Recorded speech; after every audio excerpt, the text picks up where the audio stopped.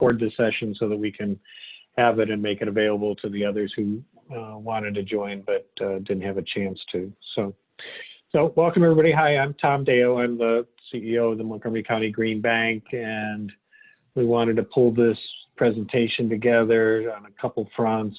One, to sort of bring some outside parties on the line, Joe from the Maryland Building Performance Association and Jonathan from the Arizona energy efficiency market, to sort of provide some other ideas and outlooks on what's happening in the energy efficiency market here, and then also be able to talk about what the Green Bank is doing in terms of trying to help and support contractors and homeowners, knowing the energy efficiency market is just kind of coming back online after having been sort of on a hiatus given the utilities sort of directives. And so we're hoping this is a timely sort of opportunity to let you know what's what's sitting out there, and Joe can do a little bit of that update, and then also what we've got available, so to try to help you and your business and help your customers sort of take on some of this work. So for today, we're going to turn it over to Joe in just a moment here to just sort of give some initial industry outlook in terms of what he's seeing here in the local Maryland market and things he wants to bring attention to.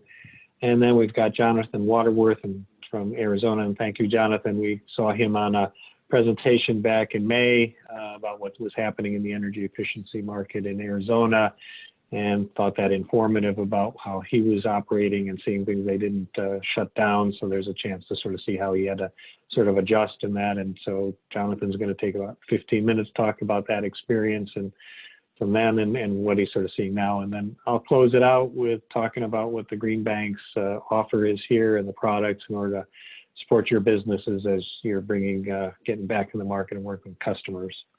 And then we'll leave it open for questions. And certainly if you have a question as you go along, if you have the ability, you can unmute yourself and raise that question, or we'll just have a broader open question and answer at the end.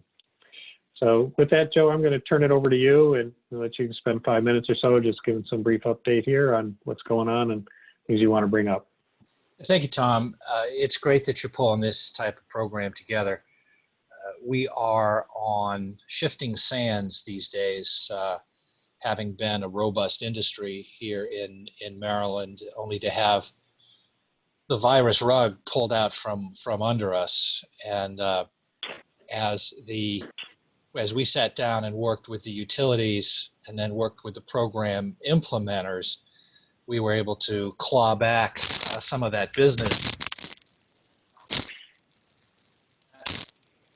Helped the organization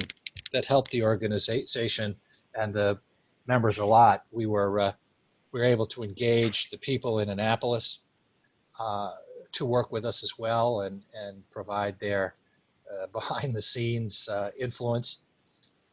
MDBPA is now looked upon up in Annapolis as a font of wisdom. It's taken us some time to get to that point, but it's a place that we enjoy.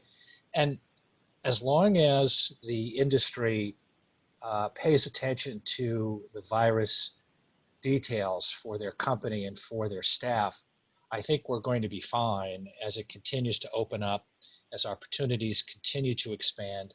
We obviously are working with the program implementers on a weekly basis to find out how they're expanding and how the industry is doing, making sure that there aren't any hiccups or red flags that are being presented.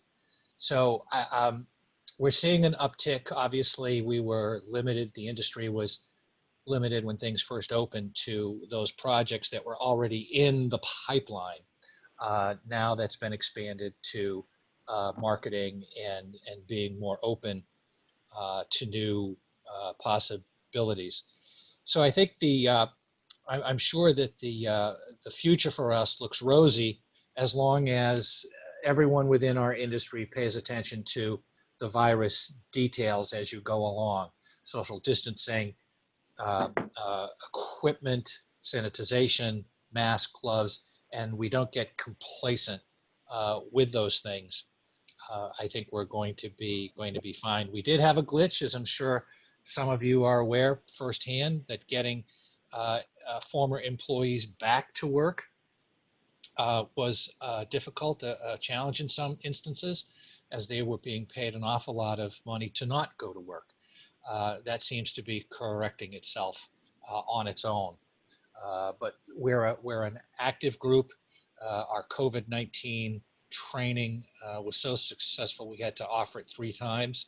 Our activities up in Annapolis and with the utilities and with the program implementers keep us growing. We'll have our virtual annual meeting coming up in November, and we obviously would have preferred it to be face-to-face, but that's simply not possible this year. But watch us for next year.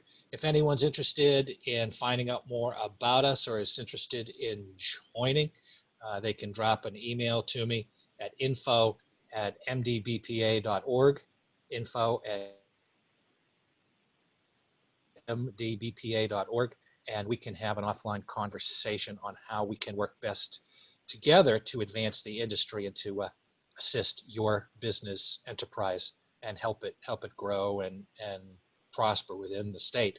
So I look forward to this discussion today. It's going to be robust. I hope you have a lot of great questions. We all have to be constant students. Things are going to change. Sometimes they'll change fast, and we have to be aware of what's going on so we can remain nimble. So Tom, I'll pass it back to you, and I look forward to today's discussion. Thank you, Tom. Great. Yeah. Thank you, Joe. That was great. And thanks for doing that update, and thanks for the work you do for the industry. And that was those COVID presentations and how to work were really good for you to put out there. And it was good to see that you had to repeat them. That showed the importance of those for the industry. So thanks for doing that.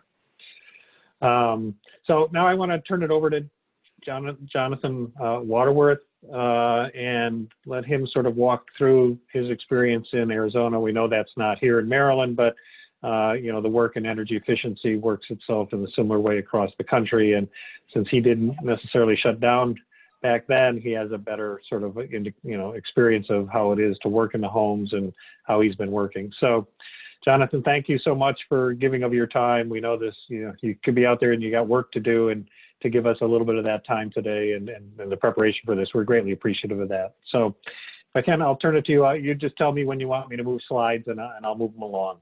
Okay. So thank you. Yeah, it's my pleasure to be here and help in any way I possibly can. So, yeah, I mean, Arizona is kind of unique. We were kind of late in the spread of the virus, although we participated early. So Jonathan, you're a little muffled. Is there a way you could? Is this any better? It is. Thank you. Okay. All right. So if you can move to the next slide, we'll just start with the next slide.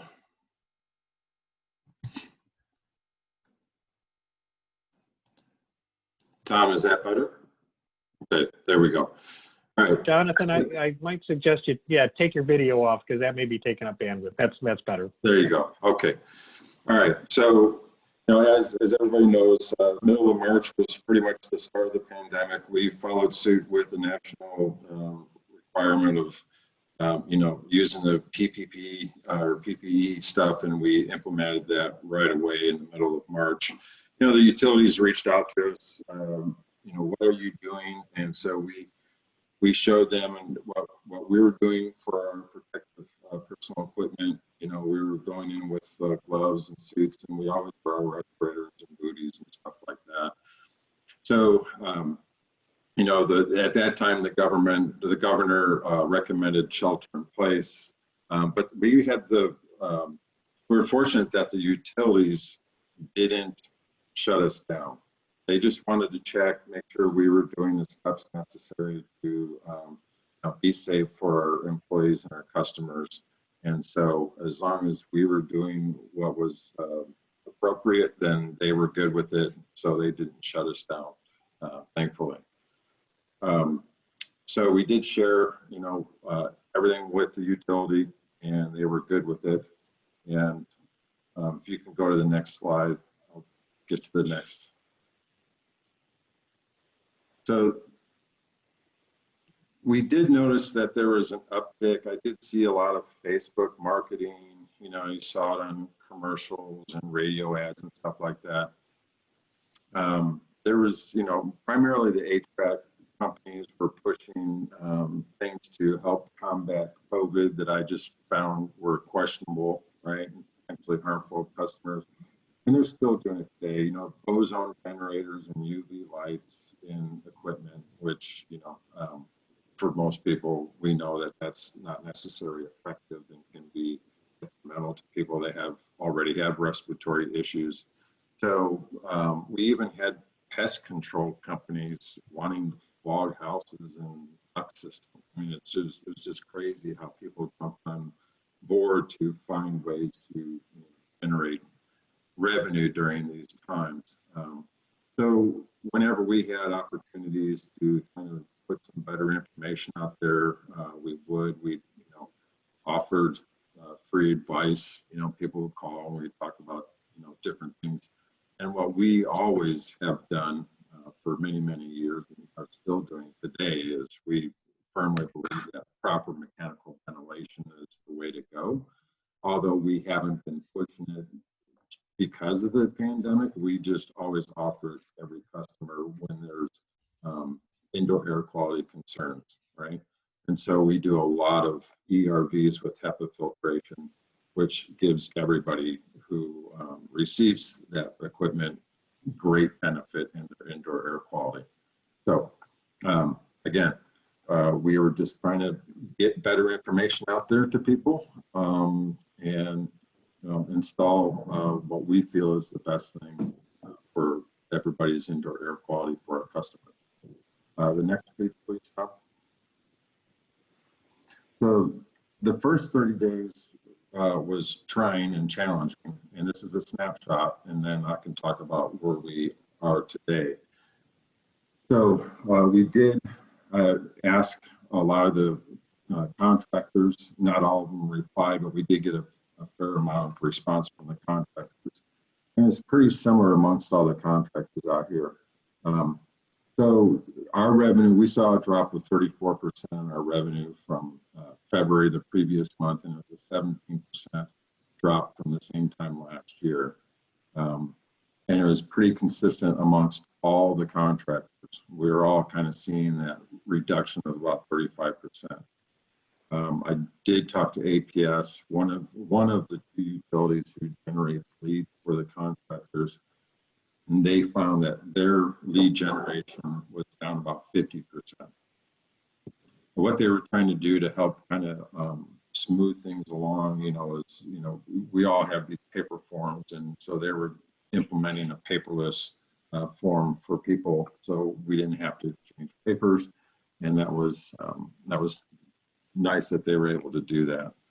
But there was one interesting thing. A lot of the HVAC contractors that are in the home performance program, they were seeing a slightly less reduction because they were using preventative maintenance inspections to kind of fill those gaps in the days on the calendar that were people, because at that time we had people booked, but they were calling and canceling left and right, so people were getting pretty concerned about it and canceling appointments.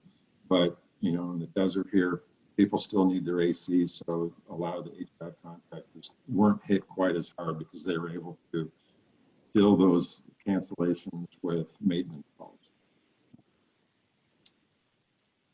So right now, if you can go to the next slide, please. Oh, go back, I guess go back one. So right now, our current cases are about 200,000 confirmed cases and 5,000 deaths, unfortunately, in Arizona. And our R0 is 0.75, which means that the cases and the infection is declining. And apparently that's the best number in the country. And so all I can tell you is that we weren't really impacted by the utility programs, thankfully. We did have a shutdown as far as gyms and bars, which, you know, they just recently lifted because of our numbers going down. But for the most part, you know, we were able to do what we needed to do, right? So people were calling, started to pick up around mid-April and June, right? When we started having temperatures over 100 degrees. And the interesting thing is because people were home in their houses, they started to realize how uncomfortable their houses were, right? Where they were usually at work, they turned the thermostat up, whatever, they never had to be there during the day. Now they're realizing, wow, this is uncomfortable, and I'm here with the kids, you know, in school, or I'm here working, and we need to do something about this. So we were able to still go in there and perform, you know, our tests and do estimates and follow up with reviews, and then ultimately still do work with proper PPE in place. Now, the interesting thing that we're doing is that, you know, our conversion rate, you know, is usually in the mid 40%. So there's that 55% that want to know what's going on, but they don't convert. So one of the things that we adopted is just doing more characterization studies. So we weren't going in with the blower door. We were really, and still trying to refrain using the blower door whenever possible. So we're going in and doing characterization studies, which is a visual, right? And kind of layman way of checking things. You know how to check room pressures without using a thermometer, and listen for static pressures. And you can visually see duct-weighted connections, and you can see the R values and how they're performing, all that kind of stuff. And then we present it to them. And then once they convert and say, yeah, let's go ahead and do the work, we'll come back in with our crew, and then we'll do the blower door test to put them into the program, okay?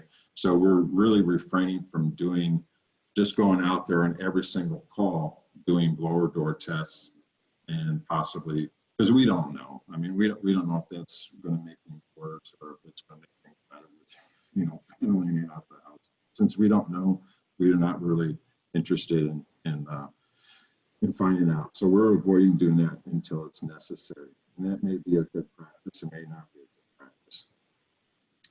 So that's one thing that we're doing to reduce potential harm to other people. And it seems to be working really well.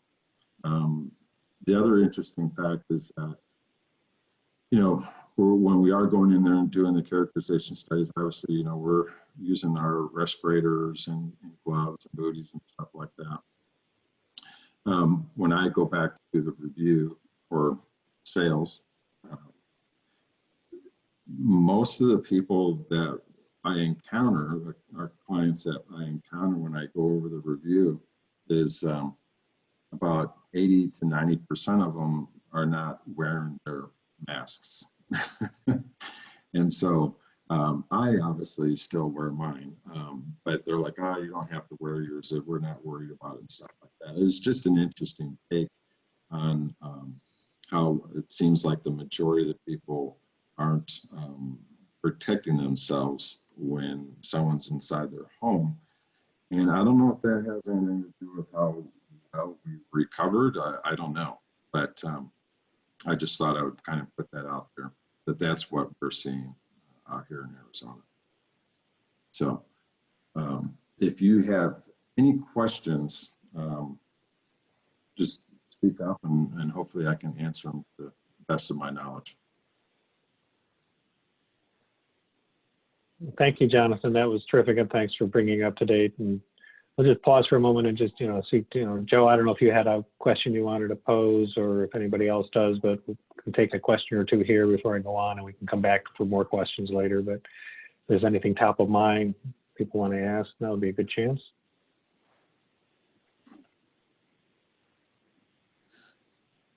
Tom, I will ask a question and others can get their thoughts together. I was very interested in what you said concerning pest control. I've long believed that our industry, all spelled in capital letters, needs to embrace the professionalism of firms like pest control. Not that a pest control person has to be the font of wisdom for home energy efficiency, but as they go about their thing, looking in crawl spaces, et cetera, and so on, they would obviously be able to see insulation torn down, not enough insulation in the attic, et cetera, and so on. And if we can avail ourselves of their skills and coordinate better with their organizations, they can create a Rolodex of professionals where they can go to the homeowner and say, hey, I was under your home and your insulation has all been pulled out.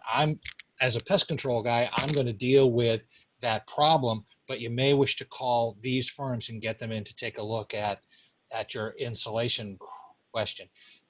Jonathan, do you have that type of relationship out there? Do you see that as a positive, or am I just hoping and swimming upstream?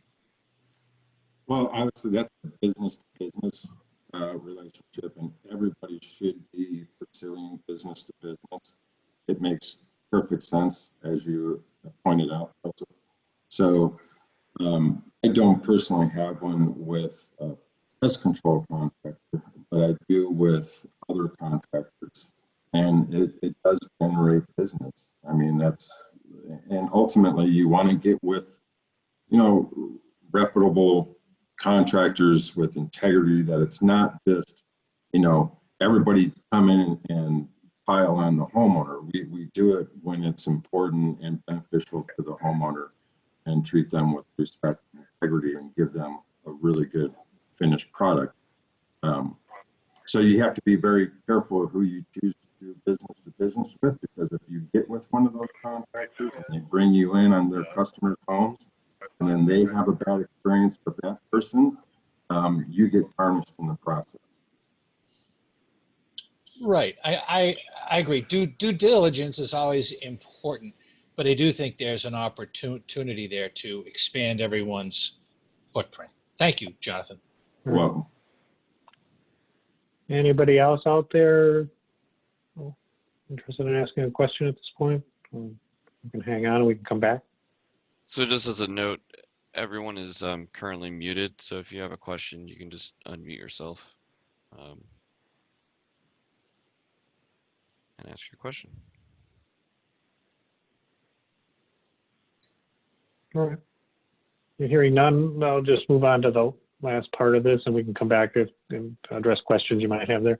So I just wanted to sort of bring everyone up to speed with what the Montgomery County Green Bank has been doing to try to be supportive of the energy efficiency market as it comes back, and help take some changes to our product that we have as a funding source for your homeowners to undertake this energy efficiency work. And we certainly recognize the stress that you are all under in terms of the shutdown part of the market, and then the reigniting it here, and trying to find a way to be supportive both for your own situation as well as that of the homeowners, and trying to give them some benefits too that may help them move projects forward. So I just want to sort of walk through what those are so that you're aware of them, and hopefully they're a benefit to you and to your homeowners. But for those who don't know us, we are the Montgomery County Green Bank. We do only serve the Montgomery County, Maryland market.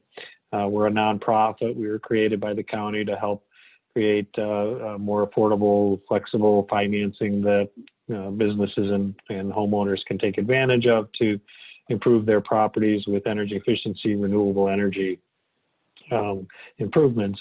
And we do that not because we're a lender or we originate, but we do that by partnering with other financial institutions to make their products a better offer in the marketplace than what would normally be there. Take the risk out of it from what they might perceive as risk, and bring a greater amount of capital than we have available to us into the marketplace. And that's what we've been working on, and just this spring released our Clean Energy Advantage program that was constructed with two lenders, the Clean Energy Federal Credit Union and the NASA Federal Credit Union. Those are the two lenders that make the financing available. We certainly saw that at the time that, the work that you do is helping those homeowners to reduce their utility bills, clearly make their home more comfortable, which seems to be a bigger driver often than their own costs. But and you know that more than anyone, that's sort of a driver for this, but that's clearly what we saw in support of. And we also wanted to make it available for those who have urgent needs, which, their HVAC system fails or so forth, as well as the planned improvements, which, the energy efficiency sort of improvements that Home Performance Energy Star is more in that vein, right? Trying to help them really think forward about the holistic approach to their property and not thinking about the failed system, but thinking about the whole house system and how they can create that energy efficiency. So making this available across that spectrum, but in particular, supporting that Home Performance with Energy Star portion of the business. As a product, its loans runs from all the way from $3,000 to $35,000. We really wanted to make sure, as you do, that we align with the Empower Maryland rebate and incentive program. So, where there's free money, take advantage of it, and then, use the balance of the need to be covered by whatever resources needed. And we were trying to provide an option for that resource where the homeowner may not have cash available or any access to an affordable financing product. After it'll cover 100% of the financing, so anything that is necessary, the loan will cover. It has terms anywhere from 3 years to 12 years with the opportunity there to help match the savings of the improvements to the financing that would be needed to cover it, so that they can minimize their out-of-pockets as much as possible. We will go down as credit lows as score is 640. We saw that there was a need to sort of make sure that we were reaching a depth in the market, and so we worked with the lenders to make sure that was available. And then there are no lender financing fees in this. The rates are fixed rates. There's no additional fees that the lenders charge. The normal program would have a Green Bank program fee, a small one, a couple $100 per loan, which was to help support the Green Bank and its work. And as you'll see, that's one of the things that we're addressing here in order to be supportive of you. And as noted, the Clean Energy Federal Credit Union and National Federal Credit Union are the two sources of the financing programs. You can use either one of them as the lender. The customer can choose either one of those to work with in the program. So the things that we wanted to do, and we saw this and we started to making this effort, and we in April brought it to market in June, thinking that the market would be, coming back at that point. It didn't, and so we've, pushed this forward. We're now making it available through October of 2020 in order to support this sort of reemerging market now. We originally thought that it would be useful in the summer, but that turned out not to be when the program was opened up. So now that it's opened up, we're making it available now. So on the contractor side, again, recognizing that there's stress out there in your end, that $200 Green Bank program fee that would have been charged is being waived for the first 100 loans under the program. So you bring a program in, we would not charge you that $200 program fee. So at this point, then there are no fees associated with the program at all. And so that's something we wanted to give back to the industry and allow for that to be in your pocket and and continue to give you some more margin on your improvement program and your customer improvements. The second is on the homeowner support. We wanted to also provide an incentive for them that may help them move forward with the project. So we've brought the interest rates down by 125 basis points for loans that are up to 5 years, and that's available for the first 50 loans that get originated. So across any credit score rate, that 125 basis point would be reduced from the rates that we had already agreed to with the two lenders, which were already below the market in terms of what they would offer any consumers because of the participation and partnership we had with them. But we're actually, bringing that down even further by 125 basis points, or 1.25%. So that means that the best credit rate, it'd be about a 4.99% loan. The lower credit scores are only about 150 basis points higher than that. So it's not a huge jump in terms of going up to the 640 credit score. But if you have the best credit, you'd be at a just under 5% rate. And these are all unsecured loans. So, there's no debt on the property. This isn't a HELOC where they're taking out another mortgage on the property. It's not a credit card that they've got, a floating rate on, and this is a fixed rate for that 5-year period. And again, out to 5 years. So if they want 3 years, 3 years is fine too, but we'll go all the way out to 5 years to try to get that energy savings matched up against the repayment. And so, it's a straight up credit-based loan, unsecured, not tied to the improvements that you'll be undertaking. And so the process to go about it, you simply go through the Clean Energy Advantage portal that we've established, which is a pretty simple tool. You walk through, your customer walks through it. It basically is just saying, are you living in Montgomery County, Maryland? Do you own your home? Are you undertaking these improvements? And do you agree to use the loan proceeds for the improvements and not for whatever trip you were planning? And that's pretty much it. Once you answer those questions, it takes about 2 minutes to do so. The application, then the homeowner chooses one of the lenders to apply. They do through that lender. The lender knows the program is in place.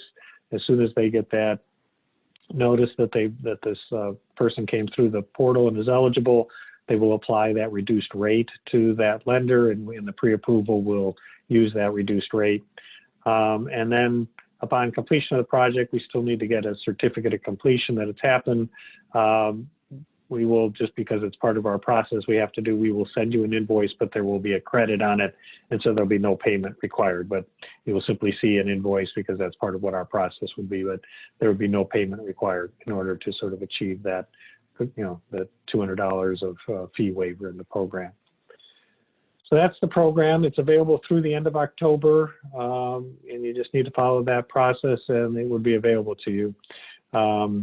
If you're part of the program, terrific. If you're looking to be a part of the program, you can reach out to Ravane Walder, who's our point person for working with the contractors to get engaged on the program, or you can contact myself or the Green Bank, and we can get you set up with it so that you can sort of make the loan offer available to your customers.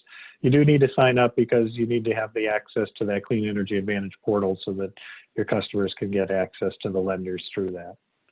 So that's the program. We want to make sure you are fully aware of it. We know you're busy. We know that, you're just coming online. And so sometimes we've been communicating this, but it's not always as clear as sort of having a chance to talk to you directly.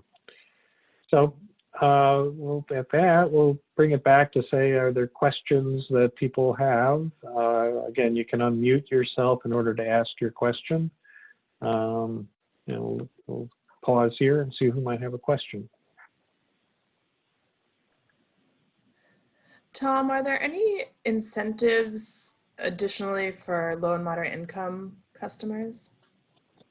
It's a great question. At this point, this program is available across the spectrum. We don't have particular additional incentives for low and moderate income households on this particular program on the energy efficiency side. Outside of the ability to take a broad range of credit scores and provide the lower rates, that's what our offer is to any of the homeowners out there. Got it. Thank you.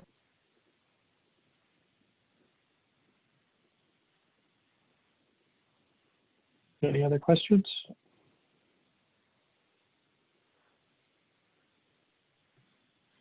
Tom, this is Jonathan. What are you seeing as far as participation rate with your contractors utilizing the financing? So at this point, we've got about 11 contractors that had signed up for the Clean Energy Advantage program, and we started that outreach back in when we brought the program online back in February, and and Ravane was out there working and trying to make sure everybody was aware of it. And we've had about 11 of the Home Performance Energy Star and HVAC contractors sign up for the program. And they've been signing up since the end of, even after the utilities kind of pulled the plug on things, just so that there would be an availability. And we're continuing to take on, make it available and have more contractors join on. There is a companion part of the program, which is that it also is available to the solar renewable energy market. That market actually didn't sort of, stall out. And we've actually seen, 2 geothermal loans have used the program there. and we've had 5 solar PV loans that have been pre-approved, and they're still working through their completion before they'll close on their loan. So the renewable energy market has seen an uptick in the use of the Clean Energy Advantage program. On the energy efficiency side, again, it's just now starting to be sort of out there, and we're hoping we'll begin to sort of see that it has that the contractors find benefit and the customers find benefit and support to the market. Yeah, as a contractor, I find it very important that you have financing available. So anybody who doesn't have financing set up, definitely would want to reach out to Tom and get that in your offerings to your customer. Thank you, Jonathan. Appreciate that insight and understanding what's important for the market and move your projects ahead. Appreciate that. Any other questions? Okay.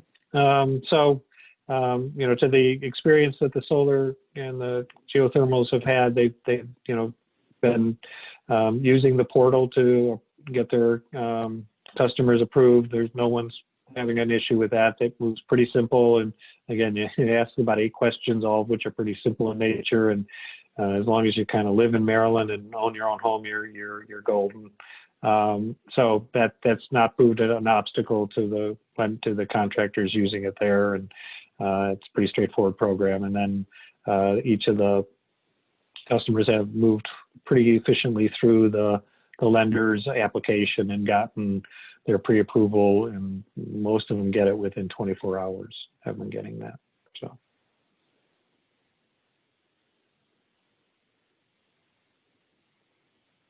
Any other questions? Okay, well, great.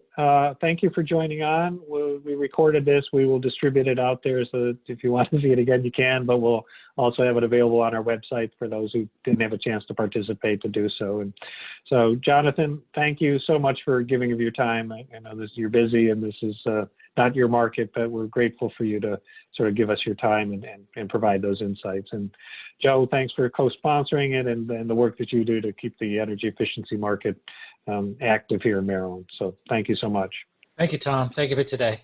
You're welcome. Everyone be safe. Good luck. Yes. Thanks, You too. everybody. Thank you all. Take care. Bye. Bye-bye.